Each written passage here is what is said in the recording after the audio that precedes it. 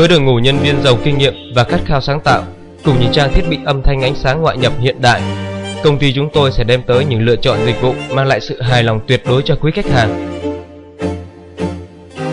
Trong lĩnh vực âm thanh ánh sáng, công ty chúng tôi sẽ cung cấp cho quý khách hàng những thiết bị của những nhà sản xuất hàng đầu trên thế giới như Mackie, Soundcraft, JBL, Brown, Behringer, Shure, v.v. sẽ đem tới chất lượng âm thanh ánh sáng tuyệt hảo, làm hài lòng người xem khó tính nhất. Trong lĩnh vực tổ chức biểu diễn, công ty chúng tôi sẽ cung cấp cho quý khách hàng những nhân sự hàng đầu hiện nay.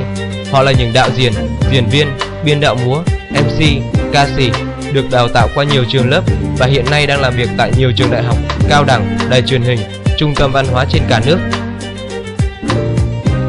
Đối với lĩnh vực tổ chức sự kiện, công ty cung cấp hệ thống sân khấu chuyên nghiệp, các thiết bị tổ chức sự kiện như nhà bạt, dù tre, PG và thực hiện các chương trình như lễ khởi công, lễ khánh thành, chương trình hội nghị, họp báo, các chương trình xã hội, quảng bá doanh nghiệp, v.v. Hãy liên hệ với chúng tôi ngay hôm nay để có được những dịch vụ tốt nhất.